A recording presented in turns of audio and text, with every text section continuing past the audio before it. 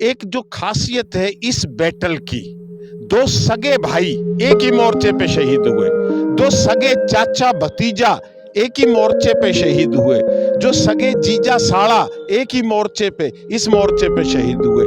एक गांव के तीन तीन शहीद हुए। लेकिन मेजर शैतान सिंह ने इस अहिरवाल के रणबांकुरों से पूछा कि भाई आदेश ये हैं। इन सब ने कहा कि नहीं साहब, अब यहाँ आ गए हैं तो हम आर पार की लड़ाई लड़ेंगे, मरेंगे या मारेंगे। और जब ही ये इतिहास रचा गया। इतिहास के युद्धों में रेजांगला के युद्ध का जिक्र सबसे ज्यादा किया जाता है। किया इसलिए जाता है जब 124 सैनिक 4000 सैनिकों से टकरा रहे हों और जीत 124 लोगों की हो, एक भी सैनिक वहां से एक भी इंच पीछे नहीं हटा हो, तो उसकी चर्चाएं करना लाजमी है। यह युद्ध है रेजांगला का युद्ध। 18 नवंबर 1962 को लड़ा गया था। और इस युद्ध की सबसे खासियत जो रही वो सब चीजें मैं आपको बताता रहूंगा। सबसे पहले ये बता देता हूं आपको कि भारत की तरफ से 124 वीर अहीर सैनिक इस युद्ध में भाग ले रहे थे। इनके कमांडर थे मेजर शैतान सिंह, जो जोधपुर से आते थे। कहा यह जाता है और इतिहास इस बात का गवाह है कि 18 नवंबर को सुबह 4:30 बजे के आसपास जब पूरा देश सो रहा था, समय 18 नवंबर सन 1962 को जब पूरा देश दिवाली मना रहा था, उस समय कुछ सैनिक इस देश की आन बान और शान के लिए चाइना के 4000 सैनिकों से लोहा ले रहे थे। यह युद्ध सुबह 4:30 बजे शुरू होता है और सुबह 8:30 बजे के आसपास खत्म हो जाता है। इस युद्ध की खूबसूरती यह रही कि इस युद्ध में जिन 124 सैनिकों को तैनात किया जाता है वो दरअसल रेवाड़ी के आसपास या यूं कहें कि अहिरवाल क्षेत्र के थे, जिनको बर्फ के बारे में नहीं पता था, जिनके पास, क्योंकि ये मध्य सर्दी का महीना था जहां सर्दी सबसे ज्यादा होती है, -डिग्री में टेम्परेचर होता है, तब जब समुद्र तल से तकरीबन 4000 फीट की ऊंचाई पर यह युद्ध लड़ा गया, जहां पर सांस लेना भी बहुत मुश्किल काम था। जब यह युद्ध खत्म हुआ उसके बाद में तकरीबन 3 महीने बाद फरवरी 1963 को एक भेड़ चराने वाला लद्दाख का जब उस चुशूल हवाई पट्टी के पास से गुजरता है और रेजांगला के दर्रे में पहुंचता है, तो वहां उसे बहुत से सैनिकों की लाशें दिखाई देती हैं। इसकी चर्चाएं होती हैं, चर्चाएं सरकार तक आती हैं। सरकार जब इसकी तहकीकात करवाती है तो बड़ा अचंभित कर देने वाले दृश्य वहां नजर आते हैं। जो वहां कंपाउंडर था, उसकी लाश मिली तो उसके हाथ में सिरिंज थी, किसी सैनिक के हाथ में बंदूक थी, किसी के हाथ में बट था, किसी के हाथ में कोई और हथियार था।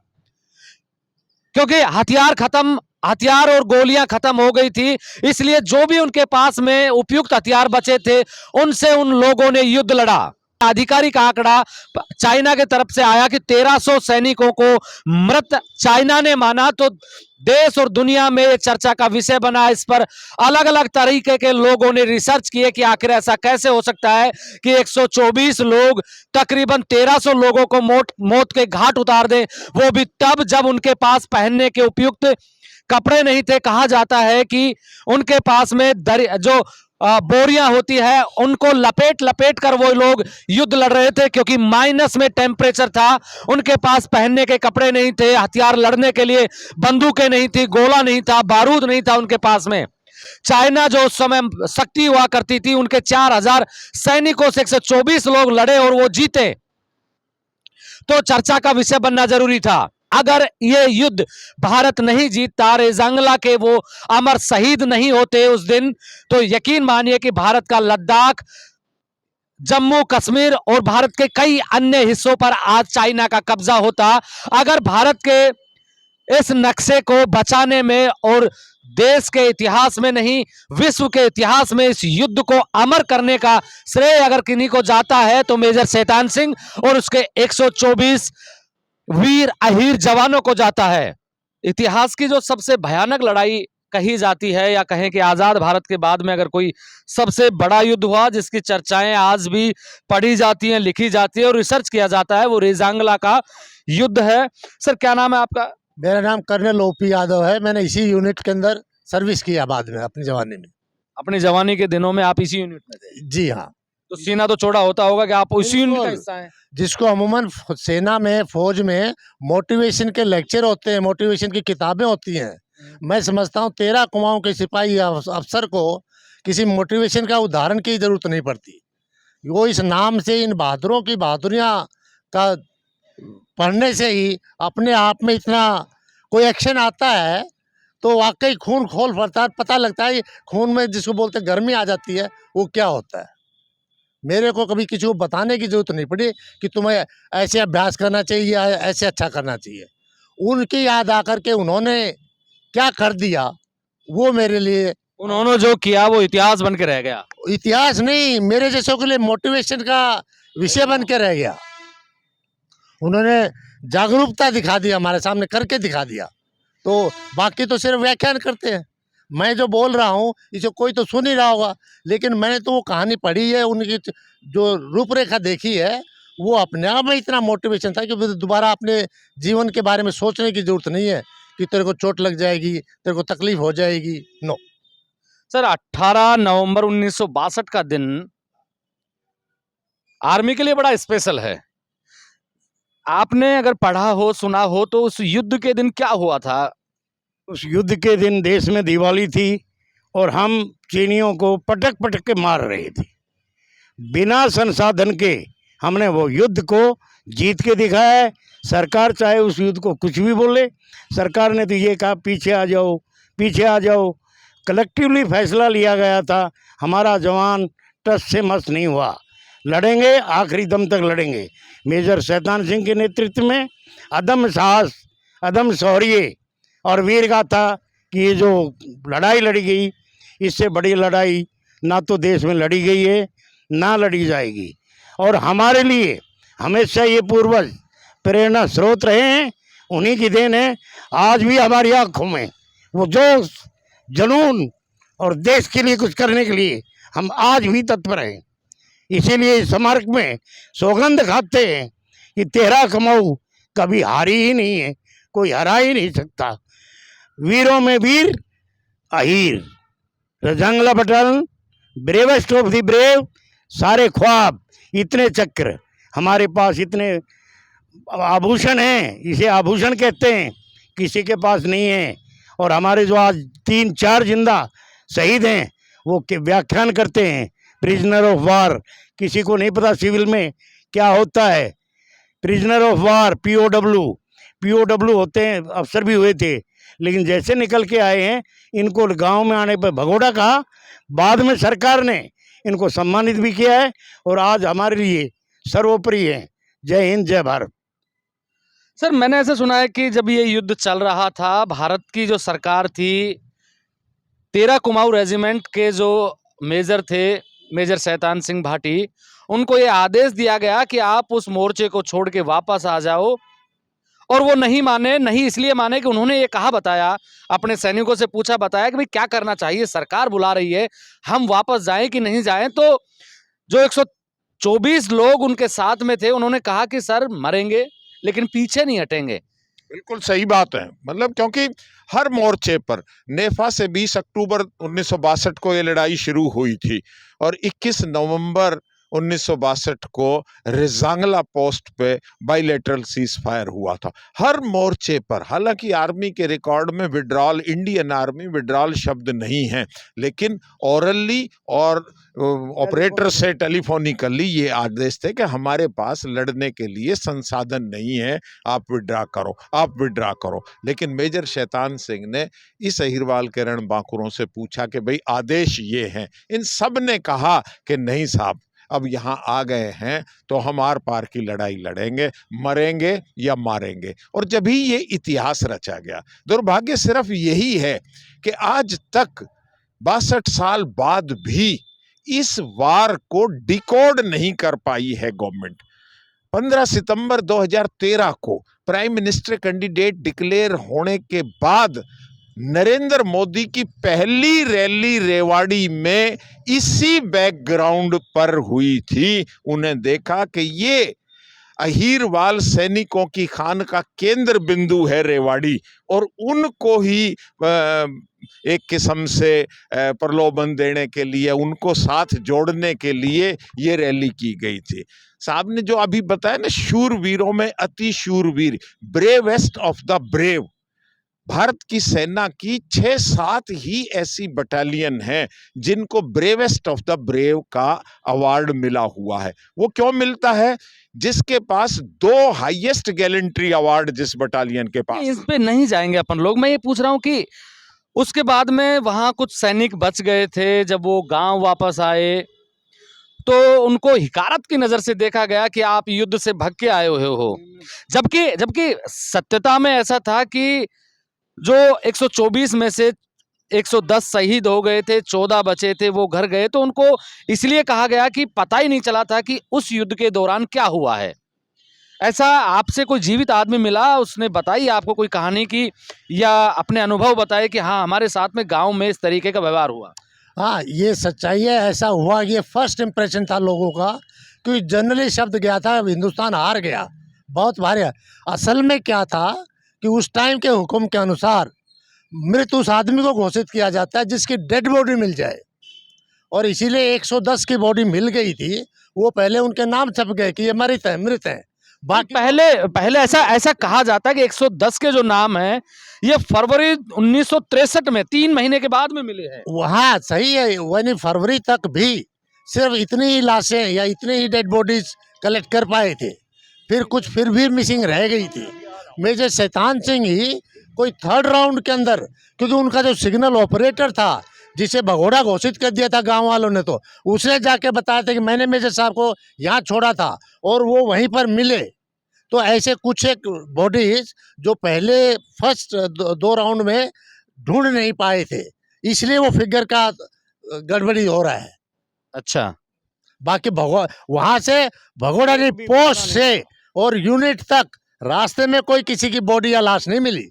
भगोड़ा तो वो हो ना जो पोस्ट से चल दिया। नहीं, मैंने ऐसा भी सुना है कि जहां भारतीय सेना या जो रेजांगला के जिन शहीदों की बात हम कर रहे हैं, ऐसा कहा जाता है कि जहां वो खड़े थे भारतीय हिस्से में, उसके पीछे कोई लाश नहीं मिली, डेड बॉडी किसी भी सैनिक की नहीं मिली। हाँ। मिली है तो उस हिस्से के आगे मिली है। जी बिल्कुल, इसीलिए हम कह रहे हैं वहां से भागा कोई नहीं।